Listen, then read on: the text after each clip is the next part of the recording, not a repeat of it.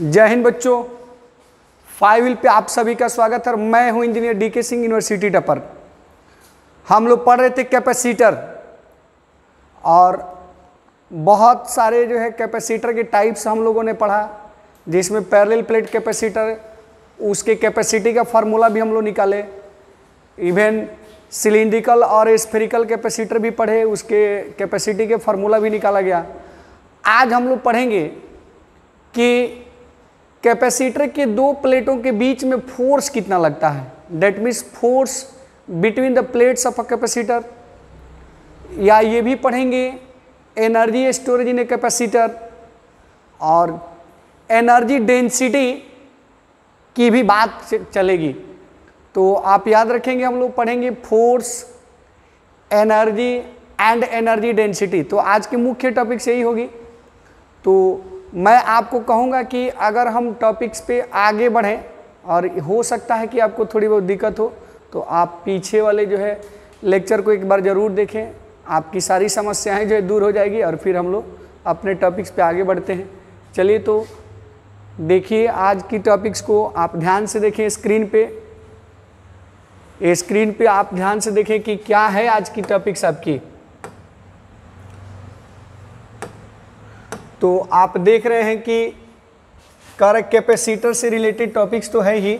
हम लोग इसमें पढ़ेंगे force between the plates of capacitor, फिर पढ़ेंगे energy storage in a capacitor और एनर्जी डेंसिटी की बात की जाएगी। यानी एनर्जी डेंसिटी क्या होगी या कितनी होगी। तो आइए हम लोग पहले टॉपिक्स पे ध्यान देते हैं कि force between plates of a capacitor, यानी किसी पैरेलल प्लेट कैपेसिटर के प्लेटों के बीच में फोर्स कितने लगेंगे। तो देखिए बाबू मेरे, आप समझो कि आपके पास एक पैरेलल प्लेट कैपेसिटर है जिसमें दोनों प्लेटों के बीच की डिस्टेंस को हम लोग d मान लेते हैं, और आपको पता है कि ईच प्लेट की एरिया को हम लोग a मानते हैं। सपोज कीजिए कि फर्स्ट प्लेट जो है इसको किसी एक्सटर्नल सोर्स के पॉजिटिव टर्मिनल से जोड़ देते हैं और सेकेंड के प्लेट को जो है अर्थेड, सेकेंड प्लेट के आउटर सरफेस को अर्थेड कर देते हैं। अब आप देखोगे कि जब इसको हम लोग पॉजिटिव टर्मिनल से जोड़ दिए हैं तो सीधी सी बात है कि ये पूरी प्लेट पॉजिटिव हो जाएगी, और यदि यह प्लेट पॉजिटिव होती है तो ड्यू टू इंडक्शन ये निगेटिव हो जाएगी। तो आप देखो ये पूरी तरह से इसकी इंटरनल सरफेस पॉजिटिव हो गई है और इसकी इंटरनल सरफेस निगेटिव हो गई है ड्यू टू इंडक्शन। तो आप तो ये अच्छी तरह से जानते हो कि अगर एक प्लस है और एक माइनस है तो इस प्लस से माइनस के बीच में एक इलेक्ट्रिक फील्ड डेवलप होगी, बिल्कुल पैरेलल इलेक्ट्रिक फील्ड डेवलप होगी जो प्लेट के सरफेस के परपेंडिकुलर होगी, और हमेशा इसकी डायरेक्शन किधर से किधर होगी बाबू मेरे, पॉजिटिव से निगेटिव की ओर होगी। और इवन थोड़ा सा जो है जब बात एज की आ जाएगी तो वहाँ पर जो है थोड़ी सी डायरेक्शन में डिफरेंट आएगी, बट आप लगभग इसके इलेक्ट्रिक फील्ड को यूनिफॉर्म ही मानोगे।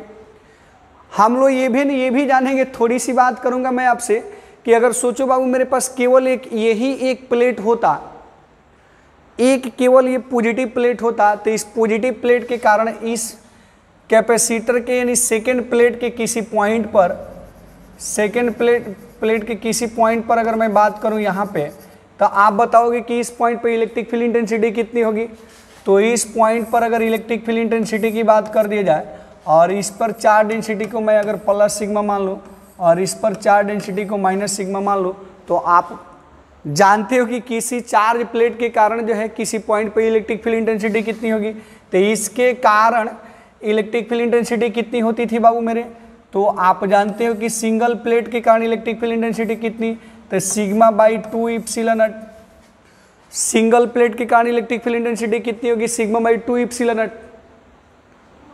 अगर आपको फोर्स निकालना है तो मैं आपको फिर से एक अलग से टॉपिक से आप देखोगे। मान लो आपके पास ये एक इलेक्ट्रिक फील्ड है, एक यूनिफॉर्म इलेक्ट्रिक फील्ड है, और इस इलेक्ट्रिक फील्ड की वैल्यू सपोज करो बाबू मेरे, अगर इस पॉइंट पर यानी किसी भी पॉइंट पर इलेक्ट्रिक फील्ड की वैल्यू जो है सिग्मा बाई 2 इप्सिलॉन नॉट है, और इस पॉइंट पर अगर मैं किसी चार्ज पार्टिकल को रख दूं, इस पॉइंट पर अगर मैं किसी चार्ज पार्टिकल को रख दूं, सपोज करो इस पॉइंट पर मैं एक चार्ज पार्टिकल को यानी -q को रख दूं, तो आपको तो पता है कि माइनस क्यू चार्ज पर जो इस इलेक्ट्रिक फील्ड के अपोजिट डायरेक्शन में फोर्स लगेगा, इस चार्ज पार्टिकल पर इसके अपोजिट डायरेक्शन में फोर्स लगेगा।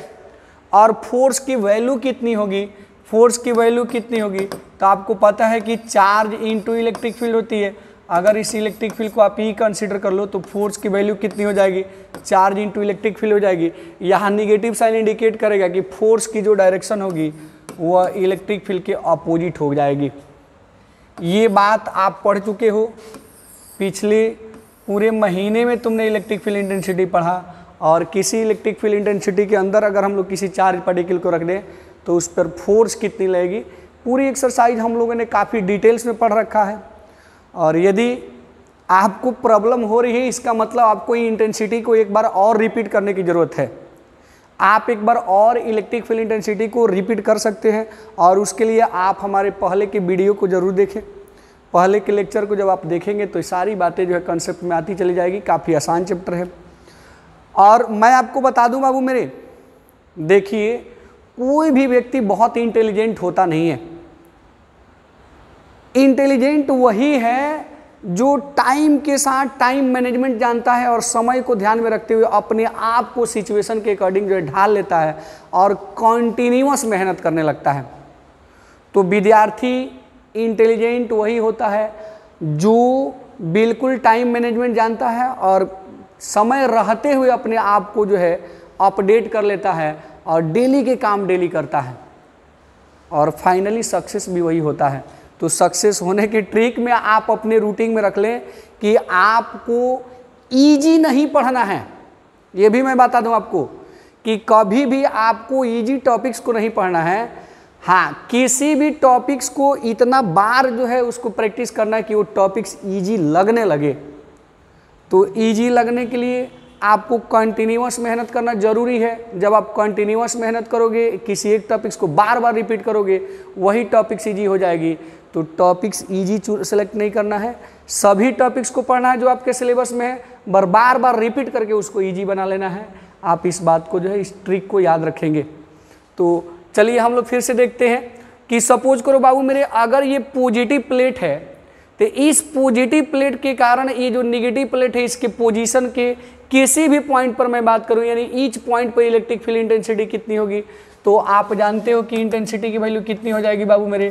तो इंटेंसिटी जो होगी सिग्मा बाई इप्सिलॉन नॉट हो जाएगी, बिल्कुल जो है प्लस से माइनस की डायरेक्शन यानी पॉजिटिव से आउटवर्ड डायरेक्शन में हो जाएगी। अब सोचो इसके ईच पॉइंट पर अगर इसी डायरेक्शन में इलेक्ट्रिक फील्ड है तो आप इस पूरे प्लेट को किसी एक पॉइंट पर कंसिडर भी कर लो, तभी भी वही बात है, क्योंकि इस प्लेट से तो सब जगह दूरी बराबर है और सभी जगह इलेक्ट्रिक फील्ड सेम है। तो अब बताओ ये जो माइनस क्यू चार्ज है, डेट मीन्स इस प्लेट की जो निगेटिव चार्ज है, वह चार्ज तो इस इलेक्ट्रिक फील्ड में है, वो चार्ज तो इस इलेक्ट्रिक फील्ड में है। तो बताओ इस इलेक्ट्रिक फील्ड के थ्रू इस निगेटिव प्लेट पर फोर्स लगेगा कि नहीं लगेगा। सीधी सी बात है कि इसके अपोजिट डायरेक्शन में फोर्स लगेगा, इसके अपोजिट डायरेक्शन में फोर्स लगेगा। तो कितना लगेगा मेरे बाबू, कितना फोर्स लगेगा तुम बताओगे। तो अगर इधर लगने वाले फोर्स को मैं एफ मान लूँ, अगर इस पर लगने वाले फोर्स को मैं एफ मान लूँ, तो आप बताओगे कि एफ का वैल्यू कितना होगा। एफ का वैल्यू माइनस क्यू इंटू ई हो जाएगा। माइनस साइन सिंबल बतलाएगा कि फोर्स की जो डायरेक्शन होगी इलेक्ट्रिक फील्ड के अपोजिट हो जाएगी। अब बताओगे कि माइनस क्यू इंटू ई हो जाएगा। तो फिर तुम देखो यहाँ पे, अगर इसकी मैग्नीट्यूड की बात किया जाए, इस फोर्स के मैग्नीट्यूड की बात किया जाए, अमाउंट की बात किया जाए, तो आप देखोगे ये क्यू इंटू ई हो जाएगा।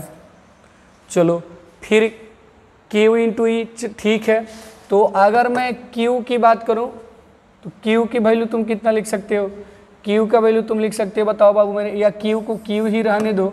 सिग्मा को तुम ये इलेक्ट्रिक फील्ड की मैग्नीट्यूड कितना लिख सकते हो, तो sigma by 2 epsilon not, sigma by 2 epsilon not means इस प्लेट पर, इस प्लेट के थ्रू जो फोर्स लगेगा उस फोर्स की वैल्यू कितनी हो जाएगी आप देखोगे। तो उस फोर्स की वैल्यू हो जाएगी कितना बाबू मेरे, Q into sigma by 2 epsilon not. आप एक इक्वेशन ये भी ले सकते हो, आप एक इक्वेशन ये ले सकते हो। और यदि आप चाहो तो फिर से सोचो कि हम लोग Q को कितना लिख सकते हैं। तो Q को हम लोग लिख सकते हैं Q equal to sigma into A. या सिग्मा को चाहें तो क्यू बाई ए लिख सकते हैं, तो आप क्यू को क्यू ही रहने दो और सिग्मा के बदले में आप क्यू बाई ए लिख दोगे तो ये 2 इप्सिलॉन नॉट इंटू ए हो जाएगा। डैट मीन्स आप फोर्स की वैल्यू ढूंढो तो कितना हो जाएगा बाबू मेरे, ये Q square by 2 epsilon not into A हो जाएगा। तो इस तरीके से आप देखोगे यहाँ पे कि दो चार्ज प्लेट के बीच में जो लगने वाला फोर्स का अमाउंट है, मैग्नीट्यूड है, उसकी वैल्यू कितनी हो रही है बाबू मेरे, Q square by 2 epsilon not into A हो जाएगी, जो कि इन दोनों प्लेटों के बीच में लगने वाली फोर्स की वैल्यू है। चलो इसको हम लोग और भी ऐसे लिख सकते हैं, और इसको कैसे लिख सकते हैं आप देखोगे। अगेन आप Q को कितना लिख सकते हो बाबू मेरे, आप चाहोगे तो Q को कितना लिख सकते हो, यहाँ देखो Q को हम लोग सिग्मा इंटू ए लिख सकते हैं, और ये स्क्वायर है तो आप ये स्क्वायर कर दोगे तो sigma square A square by कितना बाबू मेरे 2 इप्सिलॉन नॉट इंटू ए लिखोगे, और ए की ए से एक ए कैंसिल हो जाएगी, तो आप इसको इतना भी लिख सकते हो sigma square by 2 epsilon not into A लिख सकते हो। तो आप देखो फोर्स का एक ये भी फार्मूला हो जाएगा, फोर्स का एक ये भी फार्मूला हो जाएगा, और इस तरीके से किसी कैपेसिटर के दो प्लेटों के बीच में लगने वाले फोर्स के लिए आप फार्मूले ढूंढ सकते हो, या आपको फार्मूला मिल गया, आप देख लो इसको, आप एक बार स्क्रीनशॉट ले लो। Force between plates of a capacitor, यानी किसी कैपेसिटर के दो प्लेटों के बीच में कितनी फोर्स लगेगी, तो आप याद रखोगे F equal to Q square by 2 epsilon not into A. शर्त है कि दोनों प्लेटों के बीच में अगर फ्री स्पेस हो, तो अगर इसमें कोई डाइलेक्ट्रिक कांस्टेंट होगी तो तुम उसके डाइलेक्ट्रिक कांस्टेंट के से इप्सिलॉन नॉट के साथ मल्टीप्लाई कर दोगे, या चार्ज डेंसिटी सिग्मा के फॉर्मेट में लिखोगे तो F का मैग्नीट्यूड कितना हो जाएगा, sigma square A by 2 epsilon not हो जाएगा, या अगर उसके बीच में कोई डाइलेक्ट्रिक कांस्टेंट होगी तो आप यहाँ के से मल्टीप्लाई कर दोगे, दोनों प्लेट के बीच की फोर्स हो जाएगी। तुम देखते रहो, इसको स्क्रीनशॉट ले लो, फिर आगे बढ़ते हैं। अब आ जाओ, बिल्कुल ये टॉपिक्स देखो तुम, इलेक्ट्रोस्टैटिक प्रेशर। प्रेशर बोले तो आपने तो अभी सीखा है, मान लो बाबू मेरे कि ये पॉजिटिव प्लेट है और ये सामने वाली नेगेटिव प्लेट है, तो इसके बीच में इलेक्ट्रिक फील्ड कितनी लगेगी, आपने अभी सीखा है कि इलेक्ट्रिक फील्ड कितनी लगेगी बाबू मेरे, तो जो यूनिफॉर्म इलेक्ट्रिक फील्ड होगी उस इलेक्ट्रिक फील्ड की मैग्नीट्यूड कितनी होगी बाबू मेरे, तो E equal to sigma by 2 epsilon not. इस पॉजिटिव प्लेट के कारण नेगेटिव के पोजीशन पे जो इलेक्ट्रिक फील्ड होगी सिग्मा बाई 2 इप्सिलॉन नॉट, और ये नेगेटिव चार्ज को अगर हम इस इलेक्ट्रिक फील्ड के अंडर में मान लें तो इस पर जो फोर्स लगेगी, फोर्स का मैग्नीट्यूड आपने लिख रखा था Q इंटू ई, और फिर आपने Q का वैल्यू Q ही रखा और E के जगह पर आपने भर दिया सिग्मा बाई 2 इप्सिलॉन नॉट। फिर आप चलोगे Q को Q ही रहने दो और सिग्मा के बदले में आप Q बाई ए भर दोगे, तो Q बाई ए भर दोगे तो आप ये देखो ये फार्मूला हो जाएगा Q square by 2 epsilon not into A. तो ये दोनों प्लेट के बीच में लगने वाले फोर्स का फार्मूला मिल गया आपको, दोनों प्लेट के बीच में लगने वाले फोर्स के लिए फार्मूला मिल गया। इसी फार्मूले को यहाँ पर लिख दिया गया है। आप देखोगे कि दोनों चार्ज प्लेट के बीच में लगने वाले इन दो कैपेसिटर के दोनों प्लेट के बीच में लगने वाले फोर्स का आप मैग्नीट्यूड देखोगे कितना हो गया। अब रहा बात बाबू मेरे कि अगर मैं इसी फोर्स को अगर मैं Q का वैल्यू रख देता हूँ, Q के बदले में मैं भर दूँ सिग्मा इंटू ए, तो आप देख रहे हो कि स्क्वायर है, ये 2a बाई इप्सिलॉन नॉट रहने दो, अब एक a से एक a कैंसिल हो जाएगा, तो आप देखो F का नया फार्मूला कितना हो जाएगा, तो ये sigma S square into A by 2 into epsilon not हो जाएगा, 2 इंटू इप्सिलॉन नॉट हो जाएगा। तो ये भी फोर्स का फार्मूला है, उसी फार्मूले को यहाँ रिप्रेजेंट किया गया है। आप देखोगे कि फोर्स के लिए ये फार्मूला हम लोग इससे पहले भी प्रूफ किए थे कि फोर्स के लिए फार्मूला कितना Q square by 2 epsilon not into A, या F का वैल्यू कितना sigma square into A by 2 epsilon not. अब बाबू मेरे सोचो कि अगर इसकी एरिया बहुत छोटी हो तो फोर्स भी तो बहुत छोटी लगेगी, तो उस कंडीशन में मान लो कि अगर F का वैल्यू यानी लिख सकते हो for a small area, for a small area plate,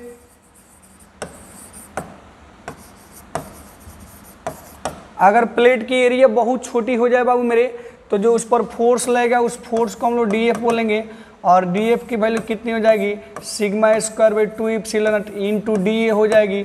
अगर एरिया बहुत छोटी होती इतनी हो जाएगी। और सोचो कि अगर इस DA को मैं इधर ला दूँ तो क्या होगा, तुम दिमाग लगाओगे कि अगर मैं DA को इधर ला दूँ तो ये DF by DA equal to आप लिख सकते हो sigma square by 2 epsilon not. और ये भी बात आपको पता है कि फोर्स अपॉन एरिया क्या होता है, फोर्स अपॉन एरिया क्या होता है, बिल्कुल ये प्रेशर होता है। तो इसी को हम लोग इलेक्ट्रोस्टैटिक्स प्रेशर बोलेंगे। तो आप याद रखोगे कि कैपेसिटर के दोनों प्लेटों के, यानी कैपेसिटर के प्लेट पर जो है किसी प्लेट पर लगने वाली जो प्रेशर का अमाउंट होता है, डेट मीन्स इलेक्ट्रोस्टैटिक्स जो प्रेशर होता है उसकी वैल्यू DF बाई DA बोले तो sigma square by 2 epsilon not होती है। इस फार्मूले का यूज बाबू जब आप एडवांस लेवल के क्वेश्चन बनाओगे, या आप नीट में जो पहले एम्स की एग्ज़ाम होती थी, एम्स के जो लेवल के क्वेश्चन, जब इस फार्मूले की बहुत जो है यानी काफ़ी ज़रूरत पड़ती है। और जो अच्छे क्वेश्चंस होते हैं जिसकी लेवल थोड़ी सी बढ़िया होती है, वहाँ पर इलेक्ट्रोस्टैटिक प्रेशर से रिलेटेड काफ़ी जो है क्वेश्चन दिए जाते हैं। तो मुझे विश्वास है कि आप इलेक्ट्रोस्टैटिक्स प्रेशर का फार्मूला जरूर याद रखोगे। डेट मीन्स मैं तो यही बोलता हूँ कि प्रेशर ब्रेन पे नहीं लेना है, लोड और स्ट्रेस ब्रेन से फ्री रखना है। जब तुम प्रेशर का फार्मूला याद कर लोगे, प्रेशर के कॉन्सेप्ट को समझ जाओगे, तो दिमाग में कभी प्रेशर आएगा ही नहीं, एकदम मजे से क्वेश्चन बन जाएगा। बोलो हाँ या ना। अगर तुम बिल्कुल प्रेशर के कॉन्सेप्ट को जब समझ गए कि इलेक्ट्रोस्टैटिक्स प्रेशर का कॉन्सेप्ट क्या होता है भाई, तो कहीं प्रेशर तो वही होता है फोर्स पर यूनिट एरिया, यानी पर यूनिट एरिया पर कितनी फोर्स लग रही है। तो जब इलेक्ट्रोस्टैटिक्स फोर्स किसी प्लेट पर लगेगी तो उस प्लेट के यूनिट एरिया पर कितनी फोर्स लगेगी, तो यूनिट एरिया पर जो फोर्स लगेगी उसको इलेक्ट्रोस्टैटिक प्रेशर कहेंगे। और क्या बोलो, क्या माइंड का प्रेशर कम हुआ प्रेशर का मीनिंग समझ करके? बोलो इलेक्ट्रोस्टैटिक्स प्रेशर जो है ये ब्रेन के प्रेशर को कम कर देगा। जब तुम फार्मूले याद रखोगे, कॉन्सेप्ट याद रखोगे, तो फिर हो गया मजा, क्वेश्चन तो बनेगा ही।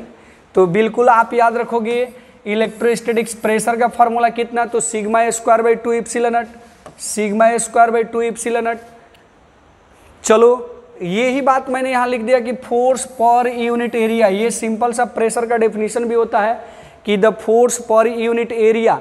अगर कैपेसिटर के किसी प्लेट के पर यूनिट एरिया पर जो इलेक्ट्रोस्टैटिक्स फोर्स लगेगा उसी को हम लोग इलेक्ट्रोस्टैटिक्स प्रेशर बोल देंगे। और सिंपल सी बात होती है कि प्रेशर पर का मीनिंग होता है फोर्स पर यूनिट एरिया, और इलेक्ट्रोस्टैटिक प्रेशर का मतलब electrostatic force per unit area plate.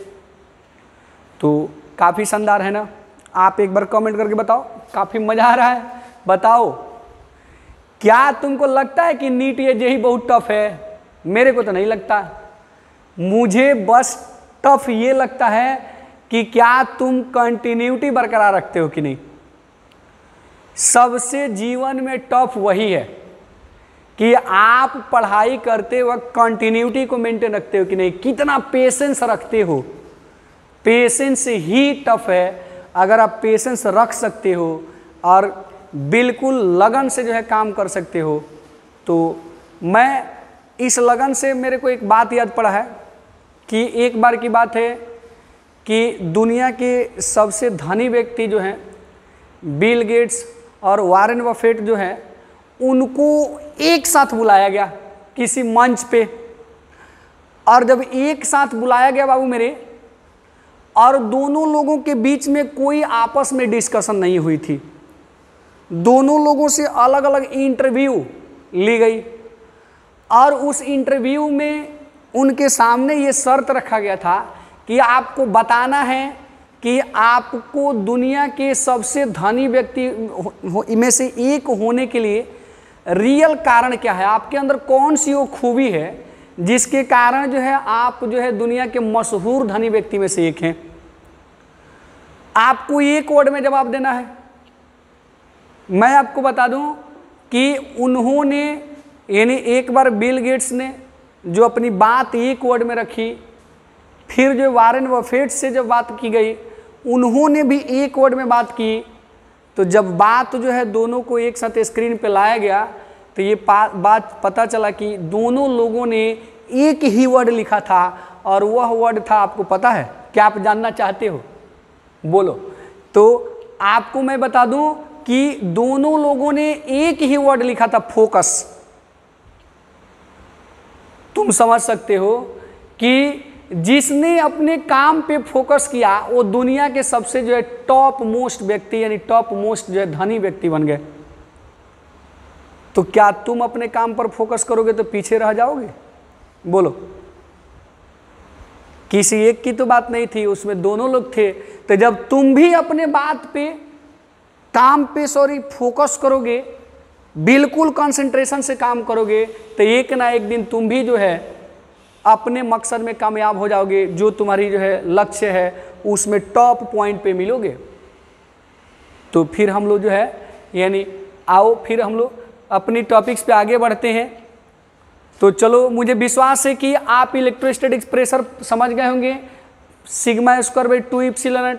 अगर दोनों प्लेट के बीच में कोई डाइलेक्ट्रिक स्लैब भर दी जाती है, अगर इन दोनों प्लेटों के बीच में बाबू मेरे अगर कोई डाइलेक्ट्रिक मीडियम भर दी जाती है, तो आप याद रखोगे कि अगर उसकी डाइलेक्ट्रिक कांस्टेंट K है, तो ये इलेक्ट्रोस्टैटिक प्रेशर का जो फार्मूला है dF/dA बिल्कुल sigma square by 2 epsilon not into K हो जाएगी।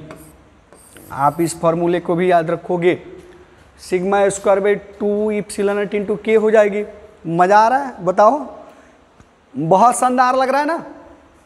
चलो तो फिर आगे बढ़ते हैं अपने टॉपिक्स की ओर। तुम देखो, इसमें ये कह रहा है energy stored in a capacitor, यानी किसी कैपेसिटर में एनर्जी कितनी स्टोर्ड होगी उसके लिए फार्मूला। हालांकि हम लोगों ने किसी भी चार्ज बॉडी में एनर्जी स्टोरेज करने के लिए फार्मूला पढ़ रखा है कि किसी भी बॉडी को चार्ज करेंगे तो उसमें कितनी एनर्जी स्टोर्ड होगी, बट आज जो है आप पैरेलल प्लेट कैपेसिटर की जो है कॉन्सेप्ट पढ़ चुके हो। तो आपसे अगर अलग से क्वेश्चन पूछ देता है कि किसी पैरेलल प्लेट कैपेसिटर में जो है कितनी एनर्जी स्टोर्ड होती है अगर उसको चार्ज करते हैं, आप उसके लिए फार्मूले दो या उसके लिए एक्सप्रेशन फाइंड करो, तो तुम क्या करोगे? या हो सकता है उससे रिलेटेड क्वेश्चन भी दे दिए जाएं। तो चलो हम लोग सीखते हैं बाबू मेरे। तुम जानोगे कि सपोज करो हमारे पास ये जो एक पैरेलल प्लेट कैपेसिटर है, इसके एक प्लेट को हम लोग किसी एक्सटर्नल सोर्स के पॉजिटिव टर्मिनल से जोड़ देते हैं और दूसरे को हम लोग जो है अर्थेड कर देते हैं, सेकेंड प्लेट के आउटर सरफेस को अर्थेड कर देते हैं। तो तुम बिल्कुल जान चुके हो कि एक पॉजिटिव चार्ज हो जाएगी और दूसरा ड्यू टू इंडक्शन इसके अंदर वाली सतह निगेटिव हो जाएगी और इसके बीच में एक इलेक्ट्रिक फील्ड डेवलप होगी, इसके बीच में एक इलेक्ट्रिक फील्ड डेवलप होगी और उस इलेक्ट्रिक फील्ड की डायरेक्शन बाबू मेरे किधर से किधर होगी? बिल्कुल पॉजिटिव से नेगेटिव की ओर होगी, बिल्कुल पॉजिटिव से नेगेटिव की ओर होगी इलेक्ट्रिक फील्ड की डायरेक्शन। और बिल्कुल ये यूनिफॉर्म इलेक्ट्रिक फील्ड होगी, यूनिफॉर्म इलेक्ट्रिक फील्ड होगी जिसकी डायरेक्शन जो पॉजिटिव से नेगेटिव की ओर होगी। और बताओ, सोचो बाबू मेरे कि अगर ये जो निगेटिव प्लेट है, यानी जो निगेटिव प्लेट है, निगेटिव प्लेट पर चार्ज को अगर मैं -Q मान लूँ, निगेटिव प्लेट पर चार्ज को मैं -Q मान लूँ और पॉजिटिव पर +Q मान लूँ, तो आप बिल्कुल इसमें भी यही कंसिडर करोगे कि ईच प्लेट की एरिया A है और दोनों प्लेटों के बीच की डिस्टेंस को हम लोगों ने D रखा हुआ है। तो अगर इसके बीच की डिस्टेंस D है, एरिया A है, तो फिर बताओ इस पॉजिटिव प्लेट के कारण इस पॉइंट पर इलेक्ट्रिक फील्ड कितनी लग रही थी? आप याद करो, बताओगे आप कि इस पॉइंट पर इलेक्ट्रिक फील्ड कितनी थी? तो इलेक्ट्रिक फील्ड का वैल्यू कितना था बाबू मेरे? Sigma by 2 epsilon not. ये इलेक्ट्रिक फील्ड की मैग्नीट्यूड थी ड्यू टू पॉजिटिव चार्ज। इसके इस प्लेट के पॉइंट पे यानी किसी भी पॉइंट पर देखा जाता है electric field sigma by 2 epsilon not. फिर बताओ, ये जो इलेक्ट्रिक फील्ड है इसमें अगर कोई नेगेटिव चार्ज पार्टिकल को रख देंगे तो उस पर फोर्स लगेगा, और जो इलेक्ट्रिकल फोर्स लग रहा है, जो इलेक्ट्रिकल फोर्स लग रहा है, इस इलेक्ट्रिकल फोर्स की वैल्यू कितना बाबू मेरे? आपने अभी पढ़ा था कि मैग्नीट्यूड की बात करूं मैं तो Q इंटू ई। अगर बात Q की आ जाए तो Q ही रखोगे और E की value sigma by 2 epsilon not. फिर सिग्मा की वैल्यू हम लोग रखते थे Q into Q by A कर दो तो Q स्क्वायर हो जाएगा, ये 2 एप्सिलॉन नॉट इंटू A। ये इलेक्ट्रिकल फोर्स हो गया, यानी इस प्लेट के थ्रू इस प्लेट पे लगने वाला इलेक्ट्रिकल फोर्स हो गया इतना। अब सोचो बाबू मेरे कि अगर ये फोर्स जो है, यानी ये जो फोर्स है इस पार्टी यानी इस प्लेट को अंदर की ओर खींच रहा है, ये फोर्स जो इस प्लेट को अंदर की ओर खींच रहा है। और तुम क्या करो कि सोचो अगर इसको हम लोग जो पीछे की ओर एक छोटी सी डिस्प्लेसमेंट डी एक्स से, एक छोटी सी डिस्प्लेसमेंट डी एक्स से अगर इसको डिस्प्लेस्ड करें तो फोर्स के अपोजिशन में वर्क डन होगा या नहीं होगा, तुम बताओगे? बताओ। अगर ये इलेक्ट्रिकल, ये जो पॉजिटिव प्लेट है इस नेगेटिव प्लेट को अपनी ओर खींच रहा है और तुम कोई भी एक्सटर्नल सोर्स लगा के अगर इस प्लेट को बाहर खींचो, एक छोटी सी डिस्प्लेसमेंट डी एक्स से खींचोगे तो कुछ ना कुछ तो वर्क डन होगा ना। कितना वर्क डन होगा बाबू मेरे? अगर मैं उस वर्क डन को डी डब्ल्यू मान लूँ तो आपको तो पता है कि वर्क इक्वल टू होता है force into displacement. Work equal to होता है फोर्स डॉट डिस्प्लेसमेंट। अगर फोर्स इन साइड और डिस्प्लेसमेंट आउटसाइड है तो तुम यहाँ देखोगे डब्ल्यू बी डॉट प्रोडक्ट को हटाओगे तो कॉस लगाओगे, कॉस 180 भर सकते हो, कॉस 180 भर सकते हो। तो यहाँ देखोगे माइनस ये एफ डी एक्स हो जाएगा, माइनस एफ डी एक्स हो जाएगा। यानी ये जो डी डब्ल्यू की वैल्यू होगी कितनी हो जाएगी बाबू मेरे? ये माइनस एफ डी एक्स हो जाएगा। मीन्स जो एक्सटर्नल यहाँ निगेटिव साइन देख रहे हो तुम, इसका मीनिंग है कि जो इंटरनल फोर्स है उसके अपोजिशन में वर्क डन हो रहा है। यहाँ एफ का वैल्यू अगर तुम पुट कर दो, एफ का वैल्यू अगर तुम पुट कर दो तो ये रखोगे Q square by 2 epsilon not into A, और फिर ये डी एक्स रखोगे, ये माइनस रखोगे। सोचो कि अगर मैं ये बोलूँ कि इसको एक छोटी सी डिस्प्लेसमेंट डी एक्स के ड्यूरेशन में वर्क डन इतनी हो रही है, तो सोचो इनिशियली अगर इसको छोड़ दिया जाती है तो प्लेट इसके साथ चिपका होगा, क्योंकि प्लस माइनस एक दूसरे को अट्रैक्ट कर रहा है। तो फिर इस प्लेट को यहाँ जीरो से, डेट मीन्स इस प्लेट के पोजीशन से डिस्प्लेस्ड करते करते करते करते डी डिस्टेंस तक ले जाने में टोटल वर्क डन कितना हुआ होगा, तुम बताओगे? कि अगर मैं टोटल वर्क डन की बात करूँ तो कितना हो जाएगा? अगर टोटल वर्क डन की बात करें, टोटल वर्क डन की बात करें तो तुम बताओगे कितना हो जाएगा? टोटल वर्क डन बिल्कुल तुम समझ गए होगे कि टोटल वर्क डन के लिए हम लोग इसको इंटीग्रेट कर देंगे, integral D W, integral D W. और यहाँ वैल्यू तुम कितना रखोगे? देखो यहाँ माइनस ये Q square by 2 epsilon not और ए बाहर कर दोगे, इसमें तो एक्स ही केवल वेरी कर रहा है ना, और एक्स की जो मिनिमम वैल्यू होगी वो 0 होगी और जो मैक्सिमम वैल्यू हो जाएगी वो कितनी हो जाएगी बाबू मेरे? डी हो जाएगी। वैसे ही एनर्जी या डेट मीन्स वर्क की मिनिमम वैल्यू 0 होगी और मैक्सिमम वर्क जब यहाँ से खिसका के तुम डी डिस्टेंस तक ले जाओगे तो डब्ल्यू हो जाएगी। इस तरीके से तुम इसको इंटीग्रेट कर दो। चलो मैं इसको इधर रख देता हूँ, ध्यान देना। सोचो डी डब्ल्यू को अगर इंटीग्रेट करेंगे तो डब्ल्यू हो जाएगा ये minus Q square by 2 epsilon not into A रहने दो, और इंटीग्रल डी एक्स का इंटीग्रेशन तो एक्स ही होगा ना। बोलो इंटीग्रल डी एक्स का इंटीग्रेशन एक्स ही हो जाएगा और 0 से लेकर डी तक भर दोगे। अब तुम देखो इसका वैल्यू रख दो तो यहाँ डी डब्ल्यू यानी डब्ल्यू का वैल्यू कितना हो गया? Minus Q square into D by 2 into epsilon not into A हो जाएगा। इस तरीके से इस प्लेट को इस पॉइंट से इस पॉइंट तक ले जाने में जो वर्क डन हो जाएगी इतनी होगी, जो कि उस इलेक्ट्रिकल फोर्स के ऑपोजिशन में वर्क डन होगा। तो देखो एक्सटर्नल फोर्स के थ्रू अगर वर्क डन इतना हो रहा है, सॉरी ये इलेक्ट्रिकल फोर्स के ऑपोजिशन में वर्क डन इतना हो रहा है, तो जो एक्सटर्नल फोर्स होगा उसके थ्रू वर्क डन कितना हो जाएगा? बताओ। इस इलेक्ट्रिकल फोर्स के थ्रू वर्क डन अगर इतना हो रहा है तो एक्सटर्नल फोर्स जो इसको यहाँ से उठा के यहाँ ले जाएगा उसके थ्रू वर्क डन कितना हो जाएगा? तो जस्ट इसी के अपोजिट हो जाएगा, डेट मीन्स वो पॉजिटिव में हो जाएगा।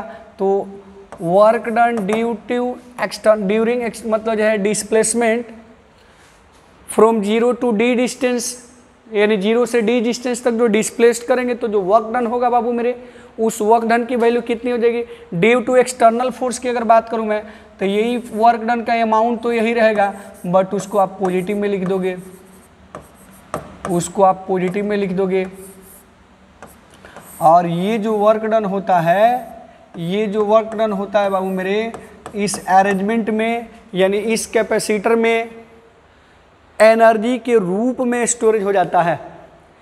यानी ये जो कैपेसिटर है, जब आप इसको प्लस से को माइनस रखते तो ये प्लेट को इस प्लेट से यानी डी डिस्टेंस तक जो है ले जाने में उस पॉजिटिव नेगेटिव के बीच में जो वर्क डन होता है वही इसमें इलेक्ट्रिक पोटेंशियल एनर्जी के रूप में स्टोरेज रहती है। आप एक बार इसको स्क्रीनशॉट ले लोगे, मैं इसको थोड़ा सा इरेज करूँगा। तो चलो मैं यहाँ पर उसी चीज़ को दिखा देता हूँ। तुमने देखा कि W की वैल्यू कितनी आई थी, बताओ। तुमने देखा कि W की वैल्यू कितनी आई थी, याद करो। यहाँ पे देखो Q²D/2 epsilon not into A, Q²D/2 epsilon not into A लिखोगे। ये इक्वेशन नंबर 3 थी। सोचो बच्चों, अगर मैं Q को Q ही रहने दूं, Q को मैं Q ही रहने दूं, तो तुम यहाँ देखोगे इस D को हम नीचे लाते हैं। ये Q² को Q² ही रहने दो, ये 2 रहने दो, और ये इप्सिलॉन नॉट इंटू ए रहने दो, और इस D को नीचे ला दो, इस D को नीचे ला दो। तुम बताओ इप्सिलॉन नॉट इंटू A/D, याद करो पैरेलल प्लेट कैपेसिटर की कैपेसिटी, याद करो पैरेलल प्लेट कैपेसिटर की capacity epsilon not into A/D होती थी कि नहीं। तो अगर इस कैपेसिटर की कैपेसिटी बाबू मेरे C हो जाए तो epsilon not into A/D means क्या, इप्सिलॉन नॉट इंटू A/D बोले तो बताओ इस कैपेसिटर की कैपेसिटी हो जाएगी। तो जो W की वैल्यू आ गई, यानी किसी पैरेलल प्लेट कैपेसिटर की कैपेसिटी बोले तो ये भी उसके लिए एक फार्मूला है। या फिर तुम समझ सकते हो कि इसको तुम कितना पुट कर सकते हो, ये भी उसको तुम लिख सकते हो। और यहाँ क्या लिखोगे कि C इक्वल टू कितना, तो epsilon not into A/D, C की जो वैल्यू होती है इतनी तो होती है, इप्सिलॉन नॉट इंटू A/D। तो किसी भी पैरेलल प्लेट कैपेसिटर की जो स्टोरेज एनर्जी होती है उसका वैल्यू Q²/2C हो जाएगा, या 1/2 Q²/C हो जाएगा। तो लिख दोगे this work storage, this work storage, या स्टोर्ड भी लिख दो, this work stored in the form of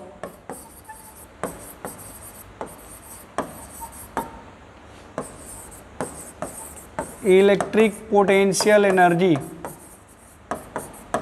electric potential energy. Therefore potential energy को बाबू हम लोग U से इंडिकेट करते हैं, ये W हो जाएगा, या W का वैल्यू तुम 1/2 Q²/C लिखोगे।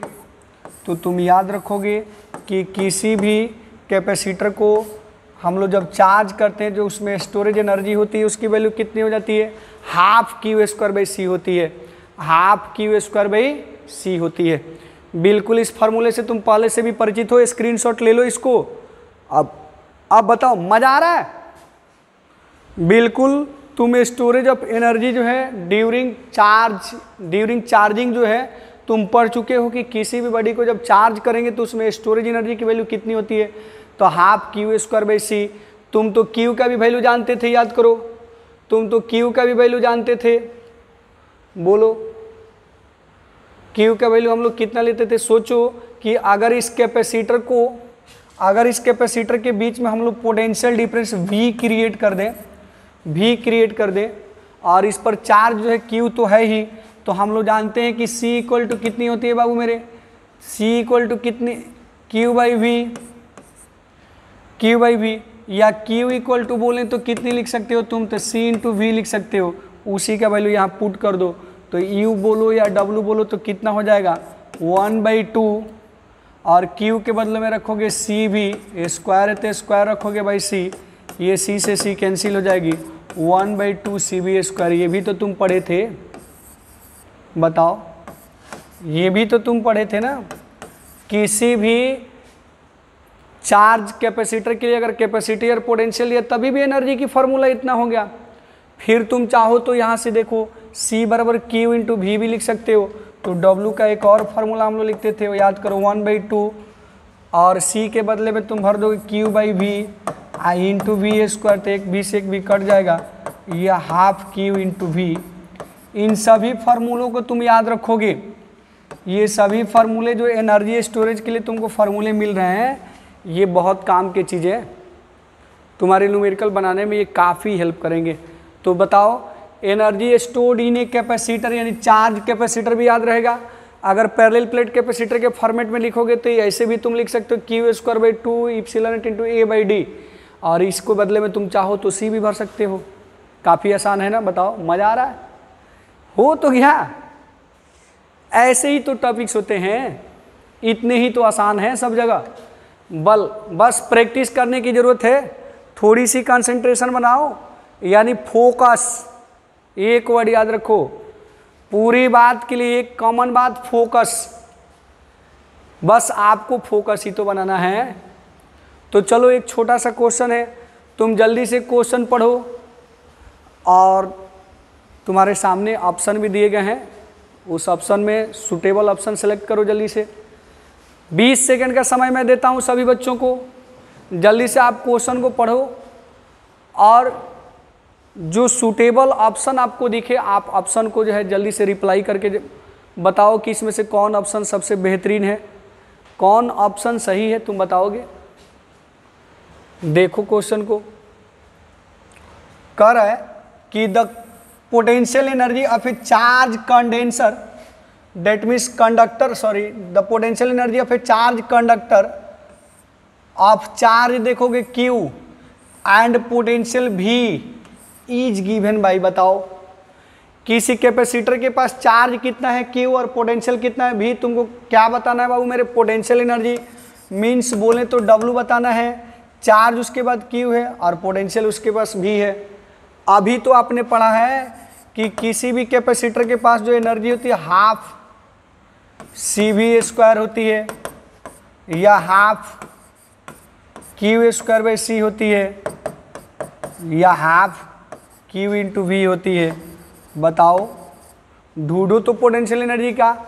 तो तुम्हारे पास यहाँ चार्ज और पोटेंशियल दिया है, तो चार्ज और पोटेंशियल से रिलेटेड तो ये फॉर्मूला काम करेगा ना। जहाँ चार्ज और पोटेंशियल डिफरेंस दे दिया जाए या पोटेंशियल दिया जाए तो हाफ Q × V हो जाएगा। देख लो, तुम्हारे ऑप्शन नंबर ए जो है करेक्ट ऑप्शन है। मजा आया? बोलो कितना इजी क्वेश्चन है, क्या शानदार क्वेश्चन है कि नहीं? बोलो, इतने बेहतरीन क्वेश्चन है और इसी टाइप के क्वेश्चन ये जो है पूछे जाते हैं तुम्हारे एग्जामों में। तो अगर हम प्रैक्टिस करें, कंटिन्यूटी बना के रखें, फोकस रखें, तो मेरा रिजल्ट तो होना ही होता है, बिल्कुल होगा। चलो आगे बढ़ते रहो।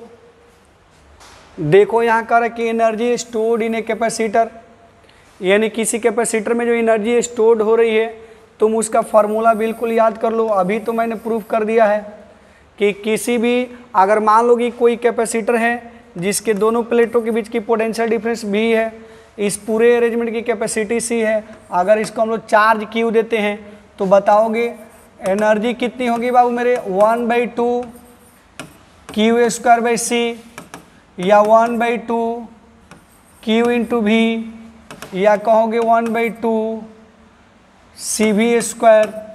यही तो है।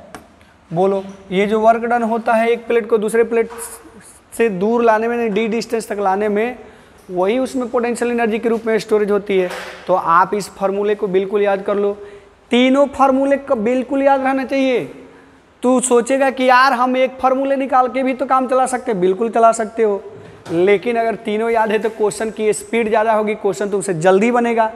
किसी किसी कंडीशन में चार्ज और कैपेसिटी दे देगा, आपसे एनर्जी पूछा जाएगा, फौरन ये फार्मूला यूज कर दोगे। किसी किसी कंडीशन में चार्ज और पोटेंशियल दे देगा, एनर्जी पूछेगा, आप ये फार्मूला यूज कर दोगे। किसी किसी सिचुएशन में चार्ज और पोटेंशियल डिफरेंस दे दिया तो फिर क्या करोगे? सॉरी, कैपेसिटी और पोटेंशियल डिफरेंस दे दिया तो आप इसका यूज करोगे।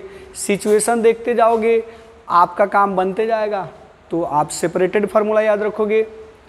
चलो देख लो क्वेश्चन, इसको भी एक बार पढ़ो। 20 सेकंड का समय है आपके पास, बहुत शानदार क्वेश्चन है, खुद से पढ़ो, खुद से आंसर दो। नहीं तो बच्चे सोचते हैं कि काश मेरे टीचर, देखो होता क्या है कि जब भी क्वेश्चन सामने आता है और हमेशा तुमको आदत है कि टीचर जो है बना दे और मैं देख के समझ जाऊं, तो जब तुम एग्जाम में बैठोगे तभी तो यही सोचोगे ना कि काश कोई टीचर आता और मेरे सामने बना देता, मैं समझ के तो टिक लगा ही देता, बट वहाँ पर कोई टीचर होगा क्या, बताओ। इसलिए पहले तुम क्वेश्चन को पढ़ो, बार बार रिपीट करो। जब तुम क्वेश्चन को बार बार रिपीट करोगे ना तो मज़ा आएगा, तुमको दिखेगा। अगर खुद से बन गया तब तो बहुत अच्छा, नहीं तो मैं हूँ तुम्हारे हेल्प के लिए। बताओ चलो मैं एक बार क्वेश्चन पढ़ देता हूँ। कह रहा कि a conductor of capacitance 0.5 microfarad पढ़ोगे, म्यू ए बोले तो माइक्रोफराड। कह रहे हैज बीन चार्ज टू, देखो ये 100 वोल्ट्स, कितने वोल्ट्स तक चार्ज किए जाते हैं 100 वोल्ट्स। कह रहे कि the energy stored in it is, तुम बताओ तुमको कैपेसिटी दिया है, पोटेंशियल दिया है, यानी सी और भी पता है और तुमको बताना है कि उस कैपेसिटर में कितनी एनर्जी स्टोर्ड होगी। तो बताओ कितनी आसान क्वेश्चन है, बताओ यहाँ सी का वैल्यू कितना दिया बताओ 0.5 म्यू बोले तो माइक्रोफराड, और बाबू मेरे माइक्रोफराड को तुम फराड में चेंज करोगे, माइक्रो बोले तो 10⁻⁻⁶, और पोटेंशियल ऑलरेडी तो दिया हुआ है 100 वोल्ट, पोटेंशियल तो 100 वोल्ट दिया है, और तुमसे एनर्जी पूछ रहा है, तुम यू लिखो या डब्ल्यू लिखो बात एक ही है, और तुम्हारे पास फार्मूले भी तो हैं। तो बताओ यहाँ पे कौन सा फार्मूला यूज किया जाएगा, बताओ 3 फार्मूले में से कौन सा यूज किया जाएगा, बताओ यहाँ कैपेसिटी और पोटेंशियल डिफरेंस दिया हुआ है तो कौन सा फार्मूला यूज किया जाएगा। सीधी सी बात है कि हाफ सी भी स्क्वायर यूज किया जाएगा, क्योंकि सी और भी ही तो पता है मेरे को, हाफ सी भी स्क्वायर यूज किया जाएगा। तो तुम यहाँ पर भी हाफ रखोगे, ये 0.5 रखोगे, इंटू 10⁻⁻⁶ रखोगे, और देखो ये 100 बोले तो 10⁻², और उसका स्क्वायर कर दो तो 10⁻² का स्क्वायर करोगे तो या 100 × 100 2 टाइम्स लिख दो। चलो इस पॉइंट को हटा दो, 10 लिख दो, और ये भी तो 2 टाइम्स में कैंसिल हो जाएगा, ये 1/4। अब ये देखो ये 4 10⁻⁴ और -6 बोले तो 10⁻⁻² हो जाएगा। चलो बाबू मेरे आप इसको डिवाइड करोगे तो ये हो जाएगा 0.25 इंटू 10⁻², और जब सब कुछ जो है SI में है तो ये भी SI में ही होगा, यूनिट जूल हो जाएगा। आप एक पॉइंट को इधर खिसका दोगे तो ये हो जाएगा 2.5 इंटू, और जब एक पॉइंट इधर सेलेक्ट करोगे तो इधर 3 हो जाएगा, -3 जूल हो जाएगा। ढूंढो कोई ऑप्शन ऐसा दिखे तो। 2.5 इंटू 10⁻³ जूल, जल्दी से कमेंट करके आंसर बताओ कौन सा ऑप्शन सबसे बेस्ट है, करेक्ट है। बच्चों ने तो लाइन लगा दी ऑप्शन का। अरे तो जब बन ही गया तो बनाओगे ना, जब बन गया तो तुम तो सिलेक्ट कर ही लोगे। ऐसे भी काफ़ी बच्चे जो बना चुके थे। बहुत शानदार आपका जवाब, दिल को सुकून मिलता है आपके ऑप्शन को जब करेक्ट होते हैं। लगता है कि हमारी भावनाएं आप तक ट्रांसफ़र हो रही है, तो जब हमारी भावनाएं आप तक ट्रांसफ़र होती है और जब आपका रिस्पॉन्स उधर से आता है तो लगता है कि हाँ हम दोनों जो है काफ़ी जो है एक दूसरे के जो है इमोशन को समझ रहे हैं, और इस इमोशन के ड्यूरेशन में हमको ट्रांसमिशन किसका करना है, तो बस इस फिजिक्स के न्यूमेरिकल को, ताकि जब आपका एग्ज़ाम हो तो वहाँ पर ये जो ट्रांसमिटेड जो सिग्नल्स हैं, डेट मीन्स जो मैसेज है, इंफॉर्मेशन है, जो ये सूचना आपके पास पहुँच रही है, उस समय पर काम आ सके, है कि नहीं। चलो तो बढ़ते हम लोग अगले क्वेश्चन की ओर। बहुत शानदार क्वेश्चन, लाजवाब क्वेश्चन, और उसी के कड़ी में ये नया क्वेश्चन। अब तुम इसको एक बार फिर से पढ़ो। ये थोड़ी सी क्वेश्चन लंबा दिख रहा है, भाषा इसका लंबा दिख रहा है, तो मैं तुमको थोड़ा सा ज़्यादा टाइम देता हूँ, तुम जल्दी से बनाओ। हालांकि आंसर तुम इसका प्रूव कर चुके हो, आंसर तुम इसका प्रूव कर चुके हो, फिर भी तुम जल्दी से बनाओगे। कह रहे कि a parallel plate capacitor have charge, देखो Q ऑन इट, एक पैरेलल प्लेट कैपेसिटर है जिस पर चार्ज कितना है बाबू मेरे Q है। कह रहा एंड प्लेट एरिया कितना दिया है A, हैज D सेपरेशन, यानी दोनों प्लेट के बीच की दूरी कितनी है बाबू मेरे D ऑफ द प्लेट्स। कर if one of the plate is pulled to make the final separation 2D, देखो एक प्लेट को खींच करके 2D के पोजीशन पर लाया जाता है, तो बताना है then work done in the process, तो तुम बताओगे इस प्रोसेस में कितना वर्क डन होगा।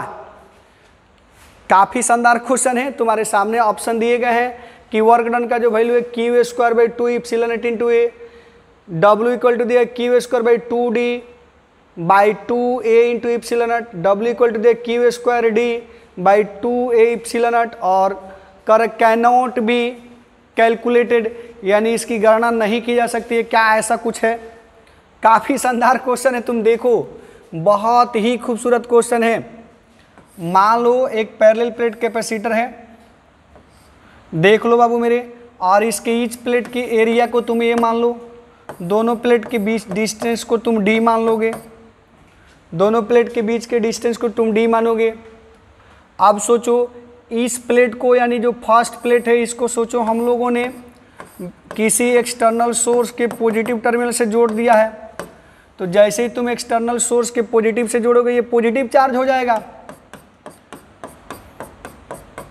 और ड्यू टू इंडक्शन ये इसका अंदर वाला सतह निगेटिव हो जाएगा। अब सोचो कि इसको हम लोग जो अर्थेड कर दिए हैं, इसको अर्थेड कर दिए तो आउटर सरफेस क्या होगा तुम्हारा बताओ, इसकी जो आउटर सरफेस हो जाएगी न्यूट्रल हो जाएगी। ऐसा हो सकता है, बट यहाँ हो क्या रहा है, आप समझोगे इस बात को बहुत तरीके से समझोगे कि ये जो डी डिस्टेंस पर जो कैपेसिटर है, इनिशियली प्लेट का एरिया ये है, चार्ज क्यू दिया गया है, यानी इसको प्लस क्यू तो इसको माइनस क्यू तुम समझ लोगे, चार्ज क्यू दिया गया है और डिस्टेंस डी है। अब क्या करता है कि कोई बाहर से फोर्स अप्लाई करता है, यानी कोई इस पर एक्सटर्नल फोर्स अप्लाई किया जाता है और उस फोर्स के कारण ये जो प्लेट है खींच करके यहाँ तक आ जाती है, यानी अगले जो डी डिस्टेंस था अब इस प्लेट के बीच में जो नया डिस्टेंस हो जाता है ये 2d हो जाता है। तुम समझोगे ये नया डिस्टेंस 2d हो जाता है, यानी इस प्लेट को खींच के हम लोग अगर यहाँ पर ला देते हैं, यानी 2d डिस्टेंस से सेपरेटेड कर देते हैं, इसकी वर्चुअल जो पोजीशन को तुम ऐसे समझोगे तो आप बताओगे कि इसको d डिस्टेंस से इस 2d डिस्टेंस तक पहुँचाने में जो वर्क डन हुआ है उसकी वैल्यू कितनी होगी बताओ। तो d डिस्टेंस से 2d डिस्टेंस तक लाने में वर्क डन को वैल्यू बताना है तुमको। तुमने तो ये बताया था कि 0 से d तक ले जाने में वर्क डन का फार्मूला तुमने निकाल रखा है, बट तुमको यहाँ से यहाँ तक लाने में कितना वर्क डन है इसका वैल्यू बताना है। तो चलो काफ़ी शानदार क्वेश्चन है, मैं तुम्हारा हेल्प करता हूँ। देखो इस पॉजिटिव प्लेट के थ्रू तुम बताओगे कि इस पॉइंट पे इलेक्ट्रिक फील्ड कितनी होगी, तो σ/2 एप्सिलॉन नॉट होगी, और ये σ/2 एप्सिलॉन नॉट के कारण जो होगी इस प्लेट पर इलेक्ट्रिकल फोर्स लगेगा, कितना लगेगा बाबू मेरे, मान लो F लगेगा, तो उस F के अगर मैग्नीट्यूड की बात किया जाए तो तुम बताओगे कितना होगा। F के मैग्नीट्यूड की बात किया जाए तो इस पे चार्ज है, इस पे चार्ज है Q, और इलेक्ट्रिक फील्ड है कितना बाबू, σ/2 एप्सिलॉन नॉट। कुल मिला के तुम ये देखोगे कि ये Q को तुम Q ही रखोगे और सिग्मा के बदले में तुम कितना पुट करोगे, Q/A, तो ये फोर्स हो जाएगा Q² epsilon not into A, ये हो गया फोर्स इसके बीच में। अब सोचो अगर मैं इसको dx दूरी से डिस्प्लेस करता हूँ तो वर्क डन कितना हो जाएगा बाबू मेरे, dx दूरी से डिस्प्लेस करते थे तो वर्क डन तुम याद करो फोर्स इनटू डिस्प्लेसमेंट, केवल मैं उसका मैग्नीट्यूड लिखता हूँ, मैग्नीट्यूड लिख दोगे F.dx, और तुम यहाँ F का वैल्यू रखोगे कितना, Q² epsilon not into A, और dx को तुम dx ही रखोगे। तो सोचो कि एक छोटी सी डिस्टेंस dx से डिस्प्लेस करने में वर्क डन इतना हो रहा है, तो इसको d से लेके 2d तक ले जाने में टोटल वर्क डन कितना हो जाएगा। आप इसको इंटीग्रेट कर दोगे, मैं यहीं पे लिख देता हूँ, देखो आप इसको इंटीग्रेट कर दोगे, ये देखो Q²/2 epsilon not into A dx, और लिमिट देखो पहले से तो ये d डिस्टेंस पर है ही, इसको 2d तक ले जाना है, तो lower limit d, upper limit भरोगे 2d, और यहाँ तुम जो भी हो W1 से W2 तक, या यहाँ के वर्क डन को तुम 0 मान लो, यहीं से तो शुरू करके यहाँ तक ले जाना है, तो तुम जो नेट वर्क डन को W ही ले लो। बताओ यहाँ तुम ढूंढो क्या क्या चीज़ें कांस्टेंट है, तो Q कांस्टेंट है, ये 2 एप्सिलॉन नॉट इंटू A भी कांस्टेंट है, और इंटीग्रल dx का तो x ही होगा ना। अपर लोअर लिमिट d रखोगे, अपर लिमिट 2d रखोगे।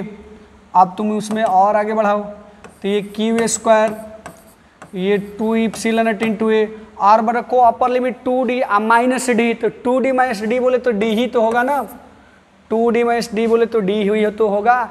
अब मिलाओ कोई ऑप्शन ऐसा दिख रहा है जो वर्क डन का वैल्यू कितना आया तुम्हारा, Q²d/2 epsilon not into A। यहाँ देखो Q²d/2 epsilon not into A, means बोले तो ऑप्शन नंबर सी जो है बेस्ट ऑप्शन है। तुम क्वेश्चन को भी स्क्रीनशॉट ले लोगे, पूरी सिस्टम को स्क्रीनशॉट ले लो, आराम से बनाओगे तुम इसको। चलो आगे बढ़ते हैं। ये देखो एक वर्ड आया इसमें, एनर्जी डेंसिटी इन इलेक्ट्रिक फील्ड, यानी इलेक्ट्रिक फील्ड में एनर्जी डेंसिटी कितनी होगी। आपको एनर्जी डेंसिटी का फॉर्मूला निकालना है। तो मैं आपको बता दूं, एनर्जी डेंसिटी का मीनिंग होता है कि एनर्जी पर यूनिट वॉल्यूम, यानी यूनिट वॉल्यूम में कितनी एनर्जी स्टोर्ड हो रही है, उसी को तो एनर्जी डेंसिटी कहते हैं। एनर्जी डेंसिटी, मास डेंसिटी पढ़ते थे ना तुम, बोलो मास डेंसिटी, मास अपन वॉल्यूम, तो एनर्जी डेंसिटी बोले तो एनर्जी अपन वॉल्यूम हो जाएगा, यानी पर यूनिट वॉल्यूम में जो अमाउंट ऑफ एनर्जी होती है उसी को एनर्जी डेंसिटी कहते हैं।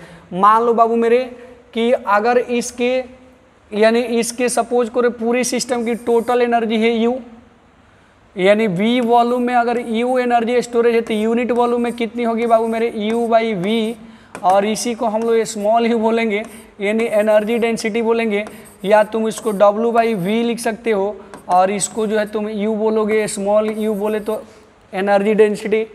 यानी एनर्जी डेंसिटी का मीनिंग होता है कि total energy by total volume, यानी पर यूनिट वॉल्यूम पर जो अमाउंट ऑफ एनर्जी होती है उसी को हम लोग एनर्जी डेंसिटी कहेंगे।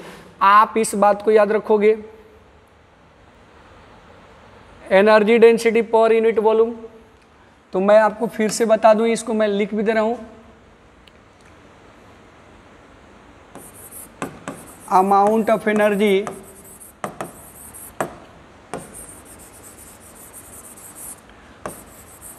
पर यूनिट वॉल्यूम, इसी को हम लोग एनर्जी डेंसिटी कहते हैं, इसी को हम लोग एनर्जी डेंसिटी कहते हैं। तो चलो सबसे पहले हम लोग फाइंड करते हैं कि हमारे पास एक पैरेलल प्लेट कैपेसिटर है जिसके ईच प्लेट की एरिया है A, और दोनों प्लेट के बीच की डिस्टेंस तुम देखोगे यहाँ D है, एक को प्लस Q चार्ज दिए हैं, दूसरे को माइनस Q चार्ज दिए हैं। तो तुम बताओगे कि इसमें जो अमाउंट, यानी इसके थ्रू इस पर जो है इलेक्ट्रिक फील्ड यानी प्लस से माइनस की ओर होगी, प्लस से माइनस की ओर होगी, और जहाँ भी इलेक्ट्रिक फील्ड होगी वहाँ पर तो इलेक्ट्रिकल एनर्जी होगी ही, बिल्कुल यहाँ पर इलेक्ट्रिकल एनर्जी होगी, यहाँ पर जो बिल्कुल स्टोरेज इलेक्ट्रिकल एनर्जी होगी। तो तुम बताओगे कि इसकी पूरी वॉल्यूम में जो है कितनी इलेक्ट्रिकल एनर्जी होगी, पहले उसको फाइंड करोगे, फिर यूनिट वॉल्यूम में फाइंड कर दोगे तो इसकी स्टोरेज एनर्जी निकल जाएगी पर यूनिट वॉल्यूम। आओ बच्चों हम लोग देखते हैं डेट मीन्स एनर्जी डेंसिटी। तो इसके थ्रू यहाँ जो इलेक्ट्रिक फील्ड इंटेंसिटी होती है पॉजिटिव चार्ज के थ्रू σ/2 एप्सिलॉन नॉट होती है, और इस निगेटिव पर जो फोर्स लगता है, इस निगेटिव पर जो इस इलेक्ट्रिक फील्ड के कारण जो फोर्स लगता है, अगर मैं उसको F मानूँ तो आप याद करोगे कि F का मैग्नीट्यूड कितना होता है बाबू मेरे, तो Q × E, और Q को तुम Q रखोगे, E का वैल्यू σ/2 एप्सिलॉन नॉट पुट करते हो, और फिर से तुम सोचो कि सिग्मा का वैल्यू कितना रखते थे, याद करो, सिग्मा का वैल्यू हम लोग रखते थे Q/A, मीन्स मैं ये बोलूँ कि Q²/2 epsilon not into A हो जाएगा। चलो तो ये तो रहा फोर्स की वैल्यू। अब सोचो कि इसको 0 से लेकर के जो D डिस्टेंस से सेपरेट करने में जो वर्क डन होती थी, पहले तो हम लोग एक छोटी सी डिस्प्लेसमेंट में वर्क डन निकालेंगे, F dx का मैग्नीट्यूड, F का वैल्यू तुम रखोगे Q²/2 epsilon not into A, और ये dx। तो सोचो कि टोटल वर्क डन कितना हो जाएगा, ये Q²/2 epsilon not into A बाहर कर दोगे, इंटीग्रल dx करोगे और 0 से लेकर के D तक कर दोगे, यहाँ 0 से लेकर W तक कर दोगे। और बताओ तो W का वैल्यू कितना आया यहाँ बताओ, बोले तो टोटल वर्क डन कितना आया, डेट मीन्स टोटल एनर्जी कितनी आ गई। तो लिमिट भरोगे 0 से लेकर D तक तो D ही तो रहेगा ना। तो ये हो गया तुम्हारा Q²D/2 epsilon not into A। तो ये रहा तुम्हारा टोटल एनर्जी। अगर मैं टोटल एनर्जी की बात करूं, तो टोटल एनर्जी इतनी हो जाएगी, यानी किसी भी चार्ज, यानी किसी पैरेलल प्लेट कैपेसिटर की अगर मैं बात करूं तो उसमें जो टोटल एनर्जी होगी उसकी वैल्यू हो जाएगी Q²D/2 epsilon not into A हो जाएगी। अब सोचो तुम थोड़ी सी और चालाकी करो इसमें, क्यू को तुम कितना लिख सकते हो बताओ, तुम क्यू को कितना लिख सकते हो बताओ। क्यू को तुम सिग्मा इंटू ए भी तो लिख सकते हो, और ये डी रहने दो, फिर ये 2 इप्सिलॉन नॉट इंटू ए भी रहने दो। बोलो, ये देखो, ये जो एक ए से एक कैंसिल कर दोगे तुम, तो ये हो रहा है sigma square A into D by 2 epsilon not. और बताओ, इसकी एरिया है ए और डिस्प्लेसमेंट इन दोनों के बीच की डिस्प्लेसमेंट डी, तो ए इंटू डी बोले तो इसकी पूरी वॉल्यूम हो जाएगी कि नहीं हो जाएगी बताओ। ए इंटू डी बोले तो इसकी पूरी वॉल्यूम हो जाएगी, यानी इस अरेंजमेंट की वॉल्यूम हो जाएगी।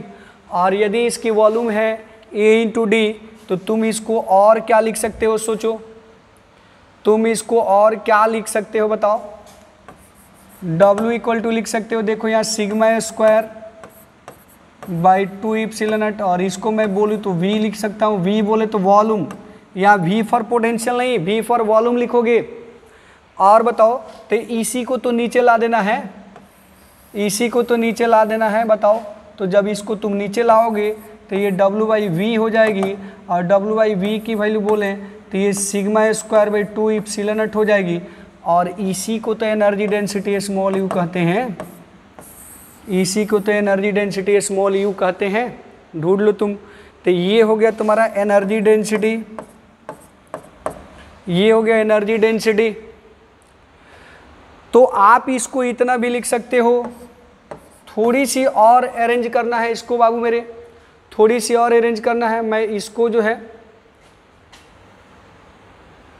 आप थोड़ी सी एक बार और अरेंज करो इसको। एनर्जी डेंसिटी की हम लोग क्या, इलेक्ट्रिकल एनर्जी डेंसिटी की क्या फॉर्मूले हो सकते हैं, तो तुम देखोगे ये जो सिग्मा है बाबू मेरे, यहाँ देखो तुम इंटेंसिटी की वैल्यू कितना है, सिग्मा बाई 2 इप्सिलॉन नॉट है। तो तुम चाहोगे तो एनर्जी डेंसिटी मेरे sigma square by 2 epsilon not, sigma square by 2 epsilon not, तुम इसको कितना लिख सकते हो 1/2, और फिर यहाँ तुम कितना लिख सकते हो sigma square by epsilon not square. अगर इसकी प्लेट के, दोनों प्लेट के बीच में इलेक्ट्रिक फील्ड इंटेंसिटी की बात किया जाए, तो दोनों प्लेट के बीच में इंटेंसिटी होती है, तुमको याद होगा कि सिग्मा बाई इप्सिलॉन नॉट, दोनों प्लेट के बीच में। इसमें तुम एक इप्सिलॉन नॉट से ऊपर मल्टीप्लाई कर दो और एक नीचे भी, तुम ढूंढोगे कितना हुआ। मैं थोड़ा सा इसको भी इरेज करता हूँ, तुम देखो अबे कितना हुआ बताओ। ये 1/2 और ये इप्सिलॉन नॉट को इप्सिलॉन नॉट ही रहने दो, इसको तुम लिख सकते हो सिग्मा बाई इप्सिलॉन नॉट का होल स्क्वायर लिख सकते हो। और फिर जब सिग्मा बाई इप्सिलॉन नॉट का होल स्क्वायर लिख ही सकते हो, तो बताओ और क्या लिख सकते हो बताओ। ये 1/2 रहने दो और ये इप्सिलॉन नॉट रहने दो, और सिग्मा बाई 2 बोले तो दोनों प्लेट के बीच की इलेक्ट्रिक फील्ड इंटेंसिटी, दोनों प्लेट के बीच की इलेक्ट्रिक फील्ड इंटेंसिटी का होल स्क्वायर लिख सकते हो। तो एनर्जी डेंसिटी की एक ये भी बहुत चर्चित फार्मूला होती है, तुम याद रखोगे, हाफ 1/2, बोलो 1/2, ये पॉजिटिव प्लेट के कारण इलेक्ट्रिक फील्ड इंटेंसिटी है, और ये नेट इंटेंसिटी है, टोटल इंटेंसिटी दोनों प्लेट के बीच में, तो ये टोटल इंटेंसिटी होती है। इसको अगर हम लोग ई मान लें तो ई की वैल्यू इतनी होगी। ये पॉजिटिव प्लेट के कारण इलेक्ट्रिक फील्ड इंटेंसिटी ली गई थी, याद रखोगे। तो ये टोटल इंटेंसिटी यानी एनर्जी डेंसिटी की जनरल फार्मूला तुम क्या याद रखोगे, 1/2 epsilon not into E square, जहाँ ई जो है दोनों प्लेटों के बीच की टोटल एनर्जी है। बिल्कुल ये आसान टॉपिक से।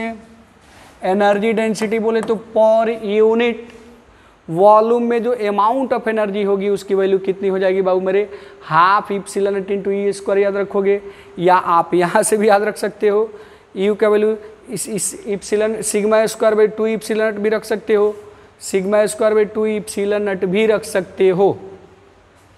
तो आप इसको स्क्रीनशॉट ले लो, जल्दी से स्क्रीनशॉट ले लो। काफ़ी शानदार टॉपिक से, बहुत ही खूबसूरत टॉपिक से, काफ़ी मज़ा आ रहा है। बताओ, प्रैक्टिस तो करना पड़ेगा, बड़े लक्ष्य को प्राप्त करना है तो बड़े काम तो करने ही पड़ेंगे, थोड़ी सी कठिनाई भी होगी, पीठ में दर्द भी होगा, मन उबेगा भी, दिमाग थकेगा भी, क्योंकि मस्ती से तो थोड़ी सी दूर हट के है ही। लेकिन जो इसी काम में मस्ती ढूंढ लेता है ना, उसके वजह से 3 पीढ़ियां मस्ती करती है।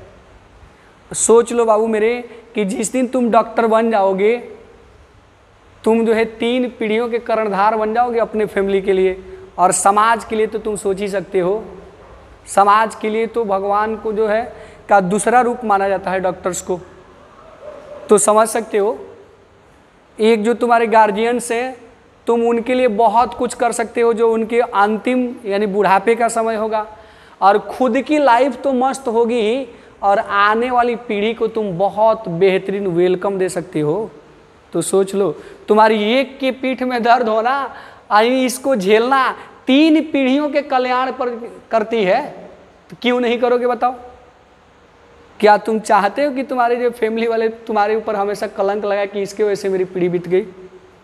ऐसा नहीं मेरे बाबू, मेरे लाल लालियों। आपको जो है अपने अपने फैमिली का, अपने अपने गार्जियन के जो है विश्वास का जो है कभी भी गाला नहीं घोटना है। थोड़ी सी मेहनत करनी है, 1 से 2 साल की कठिन परिश्रम जो है आपके जीवन को, आपकी कई खानदान को, पीढ़ियों को जो है बहुत बेहतरीन बना देगी। तो आइए हम लोग चलते हैं थोड़ी सी। अब देखिए नेक्स्ट क्वेश्चन को देखिए, आप बहुत ध्यान से देखिए। कर एनर्जी डेंसिटी इन इलेक्ट्रिक फील्ड, किसी भी इलेक्ट्रिक फील्ड में एनर्जी डेंसिटी कितनी होगी बताओ आप? अभी आपने तो पढ़ा है, देखो। कर energy stored per unit volume in A plate in the plates of capacitor, यानी किसी कैपेसिटर के, आप देखो एक पॉजिटिव प्लेट है, इसकी एरिया ए है, और ये निगेटिव प्लेट, यहाँ -Q ले लो, यहाँ +Q ले लो। तो बताओ जब यहाँ इलेक्ट्रिक फील्ड है तो इसके पर यूनिट वॉल्यूम में, मान लो इतनी वॉल्यूम में कुछ तो एनर्जी होगी। तो एनर्जी डेंसिटी जो होती है, अभी मैंने आपको बताया था, एनर्जी स्टोर्ड बाई वॉल्यूम, यानी पर यूनिट वॉल्यूम में जो एनर्जी होती है उसी को हम लोग क्या बोलते हैं? इलेक्ट्रिक फील्ड यानी एनर्जी डेंसिटी बोलते हैं। आपने अभी प्रूफ किया था जो टोटल एनर्जी होती है ½ एप्सिलॉन × a² AD/AD कर दो। तो यानी कि सोचो कि टोटल एनर्जी बोले तो वॉल्यूम से मल्टीप्लाई कर दो और वॉल्यूम से डिवाइड कर दो। तो जैसे वॉल्यूम से डिवाइड करोगे पर यूनिट वॉल्यूम में स्टोर्ड एनर्जी निकल जाएगी कि कितनी एनर्जी होगी, जहाँ ई जो होगी इसके बीच में इलेक्ट्रिक फील्ड होगी, और इसकी वैल्यू तुम जानते हो σ/ε0 होती है। कह रहा है कि general result true for any configuration, ये जो वैल्यू होती है ये केवल पैरेलल प्लेट के लिए नहीं होती है, ये किसी भी प्लेट के लिए, किसी भी चार्ज बॉडी के लिए होती है। किसी भी चार्ज बॉडी में टोटल स्टोर्ड एनर्जी में उसके वॉल्यूम से डिवाइड कर दोगे ना, तो ये एनर्जी डेंसिटी की वैल्यू हो जाएगी ½ ε0 × E²। याद रखोगे। ये देखो एक क्वेश्चन, देखो बहुत खूबसूरत क्वेश्चन है। कह कि the energy density in the electric field created by a point charge falls off with the distance from the point charge as, देख लो एक पॉइंट चार्ज है। अब जब तुम जानते हो कि ये पॉइंट चार्ज है, तुम जानते हो कि ये पॉइंट चार्ज है, मान लो एक पॉइंट चार्ज है, अगर ये पॉजिटिव चार्ज है बाबू मेरे, अगर ये पॉजिटिव चार्ज है तो सीधी सी बात है कि इस पॉजिटिव चार्ज के कारण जो इलेक्ट्रिक फील्ड भी होगी, बहुत सारे इलेक्ट्रिक फोर्स अप्लाइंस ओरिजिनेट भी होंगे। बोलो तो अगर इतने सारे इलेक्ट्रिक फोर्स अप्लाइंस ओरिजिनेट होंगे तो सोचो यहाँ से r डिस्टेंस पर अगर मैं बोलूँ r डिस्टेंस पे पर यूनिट वॉल्यूम में कितनी एनर्जी होगी, तो बताओगे तुम? बोलो यहाँ से r डिस्टेंस पर अगर मैं इलेक्ट्रिक फील्ड की बात करूँ तो तुम बताओगे इलेक्ट्रिक फील्ड कितनी होती थी बताओ? तो ऐसे भी याद करो, KQ/r² होती थी, KQ/r² होती थी, याद करो। सोचो KQ/r², Q अगर चार्ज हो और r डिस्टेंस पर तुमको इलेक्ट्रिक फील्ड निकालनी हो, तो इलेक्ट्रिक फील्ड तो हम लोगों ने यही सीखा था ना।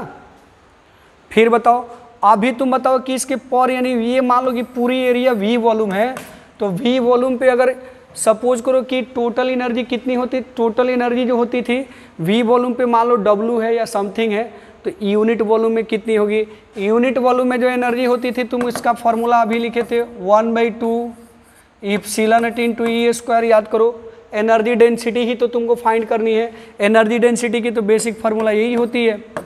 आप देखो 1/2 एप्सिलॉन नॉट रखोगे और फिर ये तुम देखो यहाँ रखोगे KQ/R², फिर इसका होल स्क्वायर है। तुम यहाँ देखो 1/2 ये K² बाई कितनी हो जाएगी बाबू मेरे? यहाँ एप्सिलॉन नॉट भी लिखोगे बाई R के पावर 4 हो जाएगी। देखो यहाँ एप्सिलॉन नॉट भी कांस्टेंट है, K भी कांस्टेंट और Q भी कांस्टेंट है। तो मैं बोलूँ कि U क्या होगा बताओ मेरे बाबू? तो U तुम देखोगे R के पावर 4 के इन्वर्सली प्रोपोर्शनल है। अब ढूंढ लो तुम उसमें कि कौन सा सही है। कह रहा कि तुम बताओ कि जो एनर्जी डेंसिटी वो किस पे डिपेंड करेगी? 1/R होगी, 1/R² होगी, 1/RQ होगी, या 1/R के पावर 4 के डायरेक्टली प्रोपोर्शनल होगी। तो सीधी सी बात है कि तुम जाओगे ऑप्शन नंबर डी के साथ, ऑप्शन नंबर डी के साथ जाओगे और स्क्रीनशॉट ले लो, क्वेश्चन भी मिल जाएगा, आंसर भी मिल जाएगा। आज की कहानी यहीं पे समाप्त होती है। मुझे विश्वास है कि आपको ये लेक्चर बहुत ही शानदार लगा होगा। आप इसको बार बार रिपीट करते रहोगे और जो भी आपकी इच्छाएं हैं, जितनी बड़ी से बड़ी कंपटीशन के लिए आपने जीवन में सोच रखा है, फिर मैं वही बोलूँगा कि फोकस। अगर आप अपने काम पर फोकस करोगे तो ज़रूर अचीव होगा। तो ठीक है, फिर हम लोग मिलते हैं नेक्स्ट लेक्चर में। जय हिंद।